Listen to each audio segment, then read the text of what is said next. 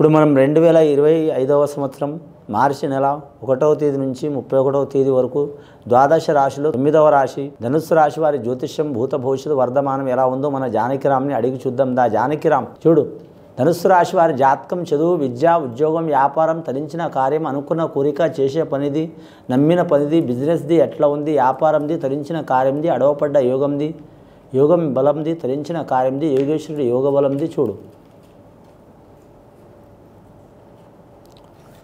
ముఖ్యంగా ధనుస్సు రాశి వారి జాతకంలో చెప్పాలంటే అండి, వచ్చిండు గోపాలకృష్ణుడు వచ్చిండు, చిన్ని కృష్ణుడు వచ్చిండు, బాలకృష్ణుడు వచ్చిండు, గోపన్న వచ్చిండు, మురళీకృష్ణుడు వచ్చిండు, ఆంజనేయ స్వామి వచ్చిండు, హనుమంతుడు వచ్చిండు, అలాగే రాముడు సీతమ్మ వచ్చింది, సర్వ వేదమాత సరస్వతి దేవత వచ్చింది.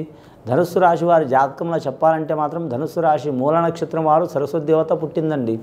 ఈ రాశిలోనే సరస్వతి దేవత పుట్టింది.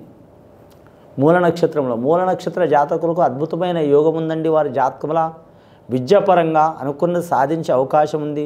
అలాగే సమాజంలో గౌరవం తెచ్చుకునే అవకాశం ఉంది, పేరు ప్రఖ్యాతులు తెచ్చుకునే అవకాశం ఉంది. అలాగే విద్యాపరంగా చూడాలంటే మాత్రం లెక్చరర్లకు, టీచర్లకు అనుకూలమైన కాలం ఉంది. అలాగే వీరి జ్యోతిష్యంలో గవర్నమెంట్ ఉద్యోగం చేయాలనుకునే వారికి తప్పకుండా మంచి ఫలితాలు కలిసి వచ్చే అవకాశం ఉంటుంది. అలాగే వీరు కొత్తగా వ్యాపారం మొదలు పెట్టాలనుకునే వారికి తిరుగు ఉండదు.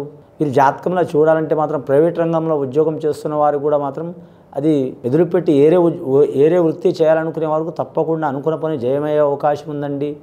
అలాగే స్త్రీలకు కావచ్చు, లేదా మాత్రం కళ్యాణమైన స్త్రీలకు కావచ్చు, గృహబలం కానీ, ఇల్లు కట్టడం కానీ, కొనటం కానీ, గవర్నమెంట్ నుంచి లోన్ తీసుకోవడం కానీ, స్థల విషయం కావచ్చు, ఖచ్చితంగా మంచి ఫలితాలు లభించే అవకాశం ఉందండి. అలాగే విద్యార్థులకు మాత్రం తిరుగు ఉండదు. పూర్వాషాఢ నక్షత్రం వారికి లక్ష్మీ ప్రాప్తి ఉన్నదండి. అంటే మూల నక్షత్రంలో సరస్వతి దేవతకు సరస్వతి అనుగ్రహం ఉంటే ఈ పూర్వాషాఢ నక్షత్రం వారికి లక్ష్మీదేవత అనుగ్రహం ఉన్నదండి. ఎక్కడ పోయినా ధనం వారికి సహకారం చేసే అవకాశం ఉందండి. ధనం సహకారం చేయటం అంటే లక్షలు కోట్లు రావటం కాదండి.